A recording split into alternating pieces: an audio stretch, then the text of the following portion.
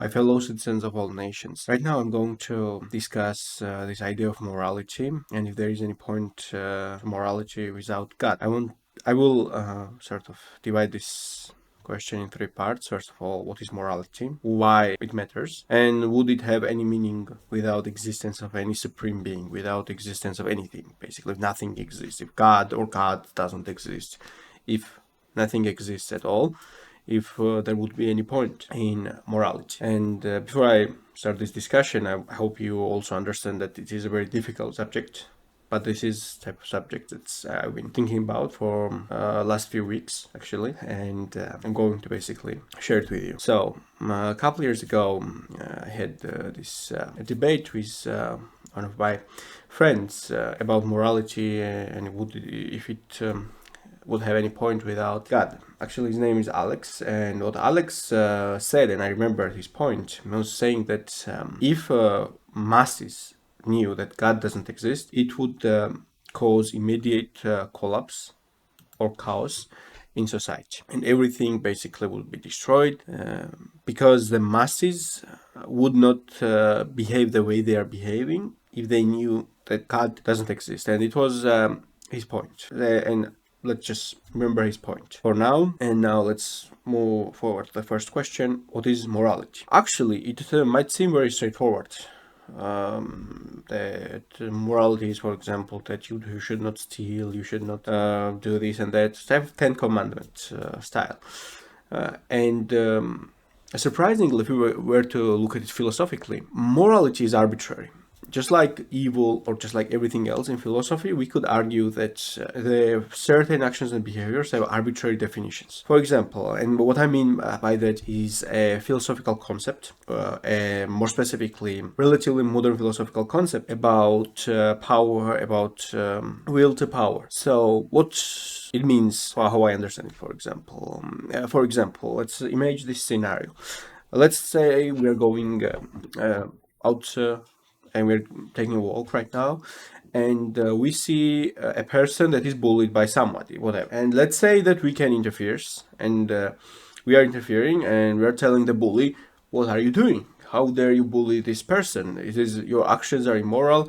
Let me handle you myself, or let me call the cops, or whatever. Let's do something because your behavior is immoral.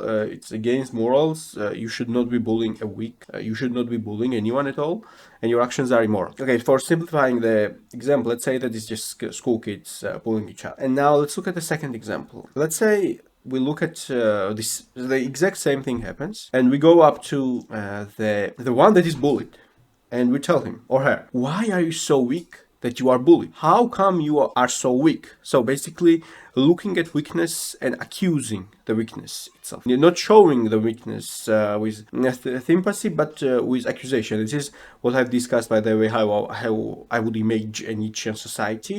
At least it would be sort of this type of society with different morals. So the second example would be, in fact, a Nietzschean type society where morals is constructed in a way that it's not the one, the bully, that is accused or lectured, but it's the weak. It's a weakness that is accused. The weakness is punished. The weakness has to be removed from society. So the weak is accused and questioned for his weakness or her weakness, and accused, "Why are you weak? When there is a greatness in you, when there is a power in you to overcome this, why are you weak?" So this is sort of a different, two different societies. One based on the correct reality we live in, which I would call sort of more of a Abrahamistic type justice, where basically these ideologies have influenced the society to look at the justice this way, the Abrahamistic view, for example.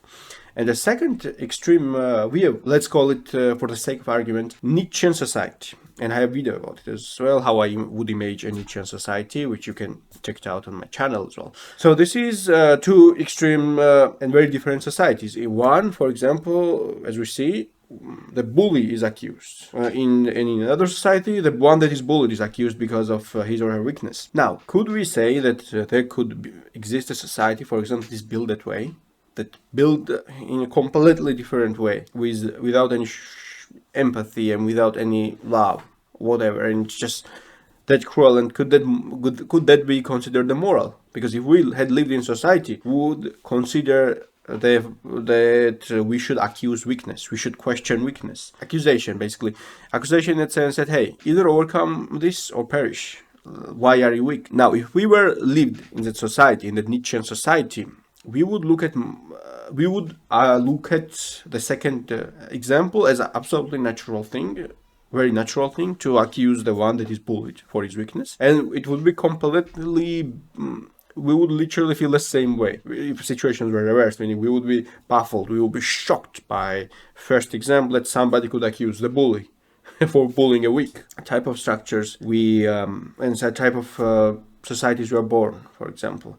In a great Hindu culture, for example, there exists either caste systems, and for example, it is for your karma that you are born, for example, a Brahmin, and you should live as one, and if you are born as a member of a lower caste, you should live as one in this lifetime, because castes cannot be changed, and it's sort of a destiny. But the Brahmistic society views it differently, and my example of Nietzschean society would look at completely differently. Also, morality, right? What is our definition of a sin? Because if we are doing something immoral, we are committing a sin against the supreme beings, sin against Allah, sin against Almighty. And if we sin against Almighty, then we sin against our Creator, because we consider our Creator to be all good, all loving, and all caring. We consider Supreme Being in a Brahmistic society is considered to be all loving and a kind. In a Christian tradition, for example, a God is compared to a kind father. And we know this story about two brothers and how wealth was divided between these two brothers, and when the second brother basically went, when the brother went on the brothers, took all his share of the money, but he lost his money. He returned to father, and father still was happy when the son returned, and still received the son with great love and great care. We consider this idea sort of very deep and profound in Christianity, that even though you might be mistaken, for example, you could always return to a path, and you will be forgiven for your actions. The loving father, basically, whose love knows no bounds. Love knows no rationality, or not rationality, but no limits itself. Morality, in that sense, could be questionable. For example, we could argue that even if there is a supreme being, we might all be wrong. All religions might be wrong. Lao Tzu, basically, in Tao Te Ching, argued that heavens is merciless, and it looks at humans and dogs same way. For heavens, there is no distinction. It could be true as well, but it does not mean, for example, if we were to look at Tao Te Ching, that Lao Tzu doesn't offer us a moral way. In fact, he offers us moral way. He is committed to peace. His ideology is committed to peace and love and care. So we are not sure, basically, even if there exists a supreme being, whether that supreme being is really loving, or maybe the supreme being is not loving, or simply indifferent, or doesn't care. We could say that. And the third and the final point would be, what's the answer to the main question? If there is no God, is there any point to morality? And the answer is no. The way we understand morality in the existing reality we live in a Christian, in a Abrahamistic, more specifically, worldview, in Abrahamistic moral sense, without God, morality would not make sense. And we could return to the point Alex made, where he was basically arguing about that what would happen to society if masses knew that. If masses, for example, assumed that there is no God, for example, we have to look at how masses live. Majority of people, we suffer. Life is not easy. If we look at our modern lives, we have bills to pay, we have our own or someone's important to us, medical emergencies, etc. Life is so stressful. For most people on this planet, life is about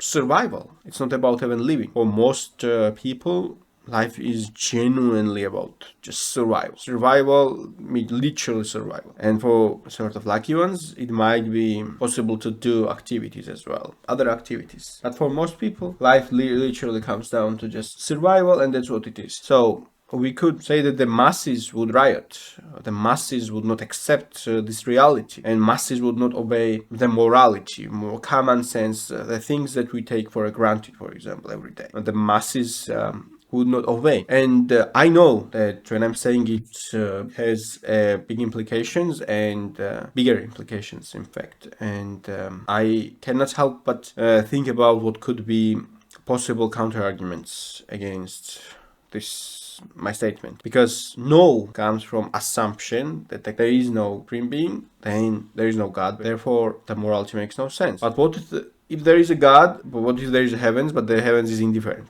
Then still answer would be dependent on how we view humanity as a whole, how we understand humanity, because some would argue that, and I would also say that, for example, I have something innate in me as well, something that understands what is the right thing to do and what is not right thing to do. What we would call a spirit, what would we call our a sense of compass that exists deep within us, that sort of directs us and tells us this is the right thing to do, this is not right thing to do, and we are born with it. But some could argue as well that some people are simply born without a soul. Some people are just born without a soul, and if you look at their behavior, amount of how they are behaving even in everyday life, or what they are causing in the world, their behavior is incredibly selfish, and either they are soulless or their inner compass doesn't exist, because these people clearly, or they are distorted. And some could argue that people can claim, and I would say that lots of people on this planet are claiming that they are religious, that they believe in God Almighty, but their behavior is so vile, so cruel, so destructive, that they are causing harm not only to themselves but to society as a large as well. And then we see distorted morality of these people and their distorted moral sense as well. There is another point I agree with, and it is about the simple realization that morality, even if supreme being doesn't exist, or even if supreme being is indifferent, is very important, because we have to be with harmony with each other. We should not forget the morality and forget our inner compass, and we should spread inner compass teachings, and we should spread it to others as well. And we should understand that wars are never justified, for example. It's a common sense reality of human civilization so far, is that atrocities are happening and have happened by people that claim that they actually believe in God. So there's a distortion of what is good in itself. The way majority of people calm themselves down is through praying, hoping that the Almighty will judge. There is such a cruel injustices, clearly, but Almighty will and Almighty will judge these people. So that's how I would say most people sort of, and most societies and masses calm themselves down. How can we stop an evil person committing an evil? What we could say to that person that is in all power, that hey, I know you want to commit that injustice, but that injustice will probably help you to stay in power longer, or just stay in power your entire life. But here I am, my mission is to convince you not to do it. And I know that God doesn't exist, and I also know that you know that, and we both know it. So how am I going to change your mind right now? What can I tell to you? Like, what you are doing right now will benefit you or people close to you, but you are committing this evil. Like, what can I tell such a person if we